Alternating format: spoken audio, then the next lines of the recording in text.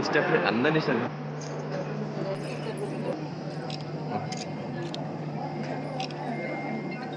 Okay ఆగరా బాబు.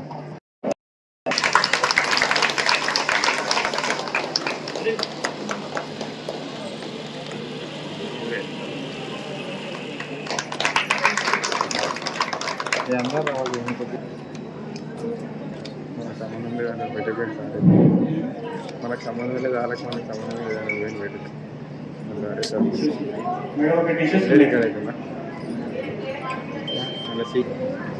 పెట్టి video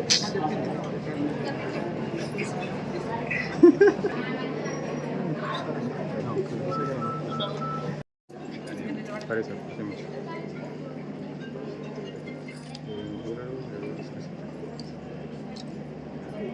గౌరవ సీఎం గారి ప్రోగ్రాం ఉన్నందువల్ల సార్కు అక్కడ వెళ్లాల్సింది ఉంది.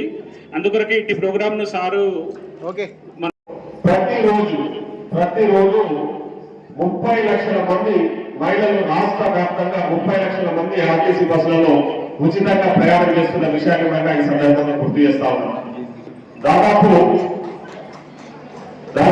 నెలకు 455 కోట్ల రూపాయలు మహిళల తరఫున వాళ్ళు ప్రయాణిస్తున్న ఉచిత బస్సు సౌకర్యాన్ని కల్పిస్తున్న సందర్భంగా ఈ ప్రజాప్రభుత్వం ఆర్టీసీకి 455 కోట్ల రూపాయలు చెల్లిస్తుందంటే అది మామూలు విషయం కాదని మీకు ఈ సందర్భం గుర్తు చేస్తా ఉన్నాం. ఇది ఓన్లీ మహిళల కోసమే వచ్చిన అధికారంలోకి వచ్చిన 2 రోజుల్లోనే ఈ ప్రజాప్రభుత్వం నిర్ణయం తీసుకుని రాష్ట్ర వ్యాప్తంగా మహిళలకు ఆర్టీసీలో ఉచిత ప్రయాణ సౌకర్యం కల్పిస్తా ఉంది. ఇక్కడ వేదిక మీద ఉన్న వేదిక ముందున్న మహిళా తల్లులందరూ కూడా ఆ సౌకర్యాన్ని వాడుకున్న విషయం మనందరికీ కూడా తెలుసు. అదే కాకుండా మహిళలకు స్వయం సహాయక సంఘాల ద్వారా వడ్డీ లేని రుణాలు చెల్లించాలని, అదేవిధంగా మహిళలకు కట్టెల పొయ్యి కూడా వందలు తీసుకొని ఇబ్బందులు పడుతున్నారని చెప్పేసి వాళ్ళకు 500 సిలిండర్ ఇవ్వాలని ప్రభుత్వం నిర్ణయం తీసుకుని దాదాపు రాష్ట్ర వ్యాప్తంగా 50 లక్షల మంది మహిళలకు ఈరోజు ఈ 500 గ్యాస్ సిలిండర్ ఇస్తా ఉన్నారు. అదేవిధంగా కరెంటు బిల్లులు, ఎందుకంటే ఇంట్లో ఉన్నది మహిళలే కాబట్టి కరెంటు బిల్లులు కట్టడానికి అధికారం వచ్చినప్పుడు మహిళలు ఇబ్బందులు పడుతున్నారని ఆలోచన కరెంటు బిల్లు కూడా ఈరోజు ఉచితంగా ఇస్తుంది. 220 వరకు ప్రభుత్వమే కరెంటు ఉచితంగా ఇస్తూ మహిళలకు ప్రోత్సహిస్తూ మనకు ఆర్థికంగా ఎలాంటి ఇబ్బందులు లేకుండా చూసే ప్రభుత్వం అని చెప్పి ఈ ప్రజా ప్రభుత్వంలో అవకాశం కూడా కల్పిస్తాము. అదే కాకుండా ఇందిరమ్మ ఇల్లు కూడా మహిళలకే, అంటే ఆ ఇంటి యజమానురాలు మహిళలే ఉండాలని చెప్పేసి దాదాపు నియోజకవర్గానికి 3500 ఇల్లు ఈరోజు మన రాష్ట్ర ప్రభుత్వం, మన ప్రజా ప్రభుత్వం మహిళల పేరుకునే ఇల్లు ఇవ్వకుండా ఉన్న ఒక విషయం కూడా మీకు అందరికీ కూడా తెలుసు. ఇంటి యజమానురాలు కూడా భర్త కాకుండా భార్యకి మహిళల ఇంటి యజమానురాలు వల్ల ఇంటి ధృవీకరణ పత్రం కూడా ఆ ఇంటి యజమానురాలు, ఆ ఇంటికి ఓనర్ పేరు కూడా మహిళ పేరుకునే ఈరోజు మన ప్రజా ప్రభుత్వంలో నిర్ణయం తీసుకుని ఇంటి యజమానురాలు కూడా మహిళ పేరు పెట్టి మహిళకి ఆ ఇంటి ఇల్లు కట్టుకోవడానికి మన ప్రజా ప్రభుత్వం సొంత ఇంటి పేదోని సొంత ఇంటి కాలేజీ నిర్వహించే విధంగా ఈరోజు రాష్ట్ర ప్రభుత్వం సహకారం అందిస్తారని కూడా ఈ సందర్భంగా గుర్తు చేస్తా ఉన్నాం. అదే కాకుండా మహిళలకు అమ్మ ఆదర్శ పాఠశాలలో మహిళా సంఘాల పెద్దలు ఇక్కడ ఉన్నారు చాలా మంది.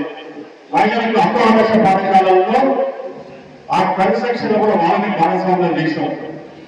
అదేవిధంగా స్కూల్ యూనిఫామ్ కుట్టడానికి కూడా మహిళలకు అవకాశం ఇచ్చి ఒక్కొక్క యూనిఫామ్ మీద 75 రూపాయలు మన ప్రభుత్వం ఈరోజు చెల్లించిన విషయం మీకు అందరికీ కూడా తెలుసు. అదే కాకుండా ఈ రోజే కొత్తగా ముఖ్యంగా సోలార్